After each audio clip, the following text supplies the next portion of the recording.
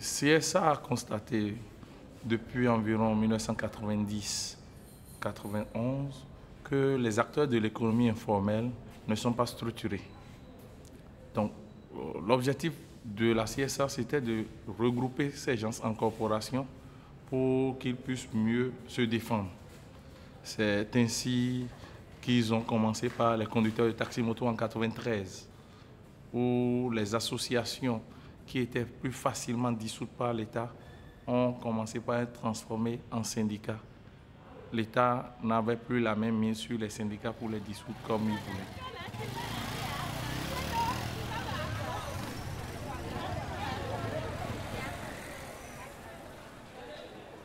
Aujourd'hui, il s'agit d'une séance d'animation en matière de sécurité et santé au travail.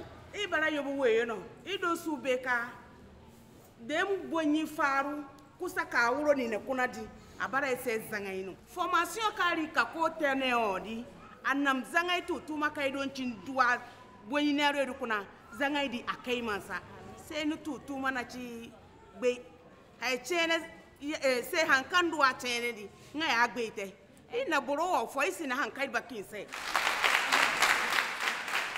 De par le passé, excusez-moi le terme, on polluait l'environnement. Certains collègues brûlaient des pneus.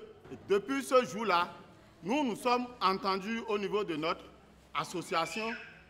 Maintenant, on met les pneus ensemble et nous sommes abonnés à ceux-là qui ramassent les déchets. Si on lève dans ça, on fait des nez, on est mis de l'écran à bloc. Bon, c'est cool. Mon ouvert, il y a pas ça même temps, il y a c'est cool nos crunchy. Ceux qui préparent pour vendre, la première des choses, c'est la propriété.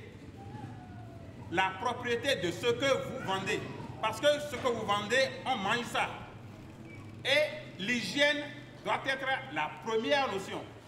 On a parlé ici pendant longtemps, on a sensibilisé les gens ici par rapport à la mutuelle de santé qui aujourd'hui est en train d'être remplacée par le régime assurance maladie universelle.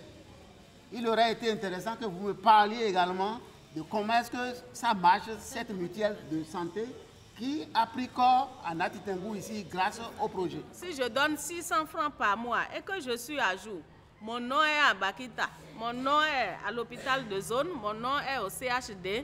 Si j'ai une dépense de 1000 francs, je paie seulement 300.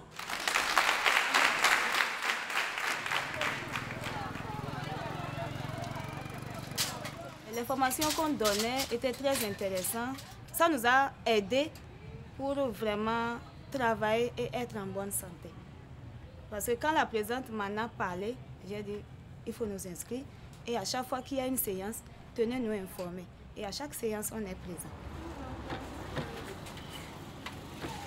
Et avant, nous travaillons toute la journée. On vient à 8 h, on part à 19 h. Sans pause. Mais depuis qu'on a reçu la formation, à 13 h, on arrête et tout le monde rentre. Et on revient à 15 h. En fait, nous sommes des gens de l'économie informelle, certes, et nous sommes là et on n'a pas souvent d'interlocuteurs. Quand il y a quelque chose qui ne va pas entre nous, à qui s'adresser? Il fallait quand même qu'on se mette ensemble, se mettre en syndicat pour être fort et pour défendre nos intérêts. C'est ce qui nous a amenés à nous mettre ensemble. Et il faut vous dire que le fait d'être en syndicat, vraiment, c'est une bonne chose. Si aujourd'hui je suis devant vous et je vous parle, c'est parce que j'ai commencé par militer. En 1999, je ne pouvais pas tenir devant vous pour vous parler de cette façon. Le syndicalisme a fait de moi une femme leader et je suis prête à me défendre n'importe où je veux. Après, vous allez vérifier, c'est mon calendrier que j'ai fabriqué là. Parce que bientôt, si vous revenez, si Dieu nous prête vie, vous allez me retrouver à la mairie comme conseillère. C'est pas facile d'être femme syndicaliste. Si vous faites les statistiques, c'est d'abord les hommes. Disons que c'était comme si le syndicat était la chose des hommes. Les femmes qui adhèrent au syndicalisme, nous ne sommes pas nombreuses. Mais quand nous adhérons au syndicalisme, c'est pour travailler comme les hommes. Il n'y a pas un rôle spécifique à la femme. D'abord, moi, je remercie beaucoup les organisations comme la FGTB qui exigent le genre dans le syndicalisme. S'il n'y avait pas ça, nous n'allons pas pouvoir parler aujourd'hui. La coopération internationale aujourd'hui pour nous est d'une importance capitale. Sans par exemple la FGTB, nous ne pourrions pas développer les aspects de formation. Sans la FGTB, nous ne pouvions pas, on avait développé un aspect d'achat de motos. Au départ, l'objectif c'était juste d'acheter 15 motos. Permettre à 15 conducteurs de taxi-moto en un an de devenir propriétaires, quitte à eux, sur leur remboursement, d'acheter de nouvelles motos à d'autres. Mais ça nous a permis d'aller jusqu'à 53 motos dans la chaîne de rotation. On a un plan décennal de développement pour eux. Il y a eu 791 tués en 2011. Mais en 2012, c'est 658. On ne peut pas changer totalement comme ça du jour au lendemain. C'est petit à petit. Donc, nous-mêmes, on doit tout faire pour se protéger davantage. Il y a 2 ans, comme ça, quand je viens dans la salle, c'est à peine un casque que je trouve. Ou bien, entre nous, c'est à peine un casque. Mais aujourd'hui, je vois, c'est au moins 50-55% de ceux qui sont ici, là, qui ont le casque. Progressivement, ça va venir. Donc, félicitations à vous. Et dans sisi d'arrobo et nous simi bevi tile no simi belena nous qu'on que gemi voilà oui milo et oui bevi odo commissariat bon bevi odo no mi en tant que gagné yon ou toi yon don yon défendre bon clair avec bevi ti emele mais wa sin côté en te wa ton bo témoin bon et de leur ko bon si bon témoin do de bevi oton si ouais de me jeme en tant que syndicat yon tout egbe dion c'est mi dion milo kunkun et non nami keke blando mi a un contrat à des moments donné boni contrat on a foi boni propriétaire edo aika barabara et non tafumi bon contrat no po kwekpe vide mi la fokon et na dia rizi midi kaka mlo yi keke osin mi si keke no idon syndicat wa dia hun do energy o mi do we ma gbe o na yi contrat gbe dion et non blo contrat sin we ma o mi non double ne to. L'harcèlement sexuel est vécu au Bénin. Et c'est par rapport à ça que le gouvernement, avec l'Assemblée, notre Assemblée nationale, ils ont voté, l'Assemblée a voté la loi et le gouvernement a promulgué cette loi. C'est pour ça que la CSA Bénin a pris à cœur la vulgarisation de cette loi. L'Assemblée vote la loi, le gouvernement promulgue la loi et cette loi est mise dans des tiroirs. Franchement, monsieur le professeur, moi, je ne peux pas. On reste là. Tous tes amis m'ont déjà laissé goûter. Toi, une fille, c'est comme ça. Moi, je ne peux pas me donner pour avoir de bonnes notes. Monsieur le professeur, je n'ai pas besoin de vos notes. Comment se manifeste généralement le harcèlement sexuel? Prenez par rapport au téléfilm, qu'est-ce qu'on peut faire à une personne pour que la personne puisse dire cette personne est en train de me harceler? Selon moi, le harcèlement sexuel, c'est une manière de faire pression. C'est le fait qu'une personne abuse de son autorité pour faire pression sur une autre personne pour que cette personne accepte ses avances. C'est ma définition. Il faut lui faire un banc, s'il vous plaît. Si par exemple ton oncle te fait des harcèlements, le harcèlement à la maison, quoi.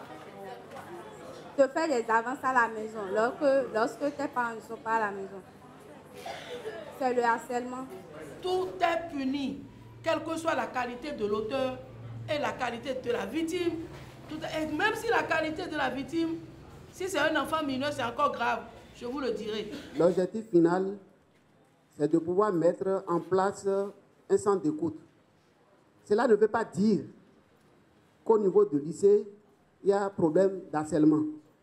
Mais par rapport à la méthodologie que nous utilisons et par rapport aux objectifs que nous poursuivons dans le cadre de la vulgarisation de cette loi, c'est de pouvoir disposer sur toute l'étendue du territoire national, au niveau des entreprises, au niveau des écoles, au niveau des universités, un certain nombre de centres d'écoute. Avec cette sensibilisation aujourd'hui, les langues, les victimes peuvent parler et il n'y a plus de secret. Avant, ce n'était pas facile de parler du sexe. Aujourd'hui, les femmes arrivent à parler du sexe et reconnaissent qu'il y a une loi qui les protège. La coopération FGTB-PANAF est venue à point nommé. La FGTB est entrée dans le partenariat à partir de 2012. C'est une période où la situation financière du projet n'était pas rose. Donc l'arrivée de la FGTB a été salutaire. Un acteur de l'économie informelle, lorsqu'il travaille, il a toujours fait des confusions, il a toujours mal géré ses sous. Et je crois que depuis un certain temps, nous avons plusieurs thèmes sur lesquels nous travaillons. Qui peut nous parler un peu de ce que c'est qu'un journal? Depuis le lendemain, juste le lendemain de ma formation, moi j'ai commencé par tenir mon cahier. Donc ça fait déjà plus d'1 an. Je note toujours mes entrées comme mes sorties. Et ça me permet de voir comment je fonctionnais. Comment je dépensais. Lorsque moi je conduis la moto, je mets mes sous dans ma poche, je dépense comme je veux. Et le soir, bon, je dis que bon, aujourd'hui j'ai travaillé, j'ai acheté de l'essence, j'ai fait cela. Bon, il me reste 1000 francs ou bien 2000. Ben, le cahier de brouillon ou bien le carnet de journal là, c'est ici maintenant que j'entends ça. Au départ, c'était grâce à l'appui de la FGTB que tout ce qui concerne le fonctionnement, je veux parler de défraiement des coordonnateurs, des salaires du personnel, la FGTB supportait. Mais au fur et à mesure, il y a un système de dégraissement. Et aujourd'hui, c'est la CSA même qui supporte à 100% tout ce qui concerne le fonctionnement. Nous allons vous demander de reprendre la parole pour nous dire, en application de ces connaissances, par rapport à vos problèmes spécifiques, en 1 ou 2 minutes, vous les avez appliqués, quels sont les résultats que vous avez eus? Lors de la formation récente, on nous a parlé réellement du syndicat, l'école de civisme et de patriotisme, pourquoi pas le but, comment ça se constitue et comment il faut partager l'information et en même temps la formation. Le monsieur se demandait quelle relation lui là peut développer avec la mairie par exemple, l'arrondissement par exemple de sa localité. Et nous nous sommes échinés à lui dire, mais vous êtes un tout, vous êtes tous ensemble. Il ne peut pas évoluer sans vous, et vous non plus. Et votre devoir, c'est de pouvoir éveiller la conscience des travailleurs de votre localité, d'attirer l'attention de l'autorité locale. Dans le même temps, nous sommes dans le développement, nous sommes dans le social.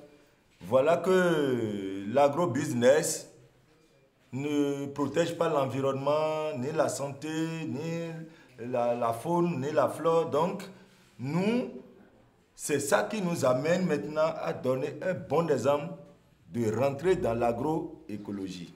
Cette formation nous a montré qu'il ne faut pas être en train de défendre quelque chose et faire son contraire toi-même. Les paysans ne connaissent pas, c'est-à-dire les rôles qui sont leurs devoirs, ils ne savent pas.